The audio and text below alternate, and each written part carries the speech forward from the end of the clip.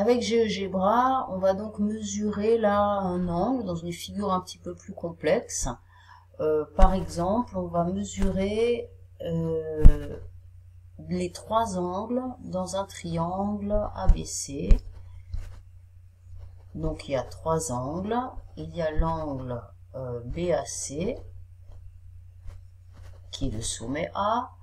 Il y a l'angle CBA qui est de sommet B, et il y a l'angle ACB qui est de sommet C. Donc je vais tracer un triangle ici quelconque. Donc je clique sur A, sur B, sur C, puis sur A, sachant qu'un triangle est une figure fermée. Et par exemple, je vais commencer à mesurer l'angle BAC. Donc les clics doivent se faire dans l'ordre B, A, puis C. Au besoin, on rectifiera le sens si on a obtenu l'angle rentrant. Donc B, A, C. Voilà, j'ai l'angle rentrant, donc je reviens en arrière. Et je vais cliquer sur C, A, B. Voilà le premier angle de ce triangle. Si je dois maintenant mesurer l'angle B, donc je vais cliquer sur CBA ou sur ABC. Alors je peux peut-être anticiper un petit peu. Je veux que les aiguilles tournent dans le sens contraire des aiguilles d'une montre, donc plutôt dans ce sens-là. Donc je vais cliquer sur A, B, C. Voilà mon deuxième angle, bêta.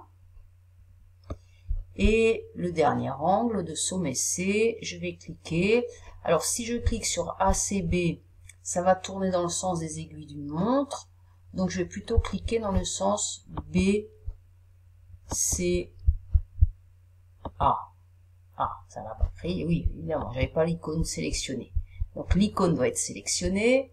B, C, A.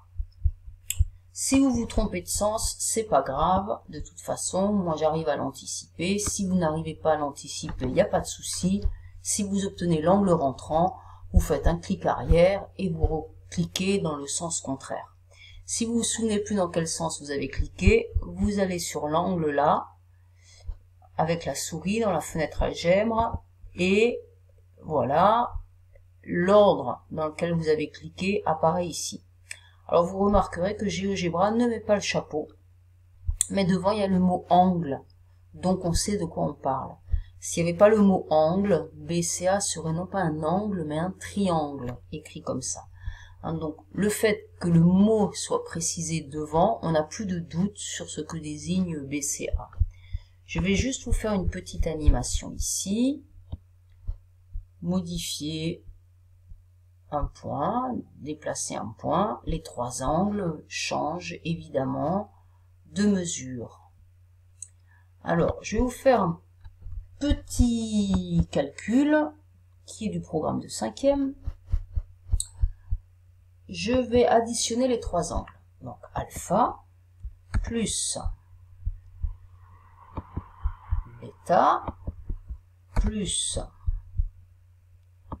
gamma, troisième, et je vais faire entrée pour égal, et ça me crée ici la somme.